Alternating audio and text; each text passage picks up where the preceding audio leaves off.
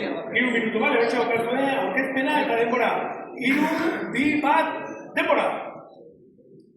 Kaixo gu edanai taldea gara, Altxako Institututik gatoz, laugarren debatzeko ikaslea gara, eta iot teknologiarekin lan egin dugu.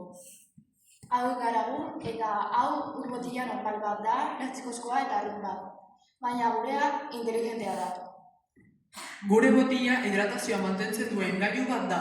Alde batetik sensore bat edukiko du non neurtzen duen zenbat ur dagoen botila barruan. Eta bestalde argi bat abisatzen dizuna ur edateko momentua dela. Botila egin dugu ur gutxi edaten dela jakin dugulako. Eta gainera, giltzurrun arazoak dituzten pertsonentzat eginda dago. Gure aplikazio oso segurua da eta sensore fidagarriak erabili ditugu. Gure helburua oso sinplea da, jendea hidratatua mantentzea. Horren ondorioz, osasun maila horrekara mantentzen dugu.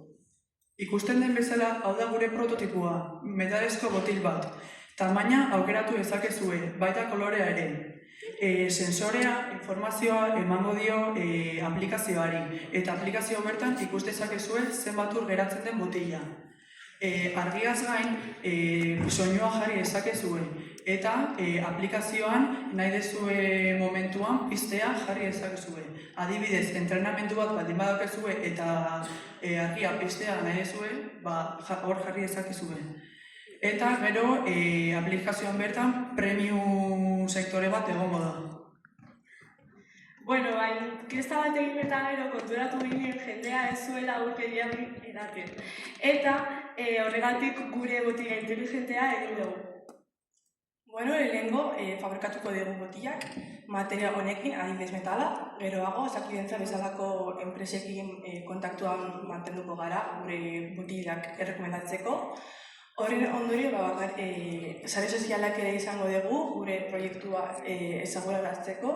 Eta azkenik, iot plataformarekin batera, gure aplikazioa daukagu, hortik manipulatuko dezakezue botilak. Bueno, gu enpresako friendly bat gara, oso konpromituta gaude naturarekin. Eta gure botila baliabide naturalekin eta berrerabilgarriekin eginda dago. Eta bueno, hemen azkenikan daukagu gure sarrerak eta gure kostuak. Ikusten duzuten bezala, arrakasta handia izatea espero dugu. Edan nahi, gogorazi, edan eta bizi!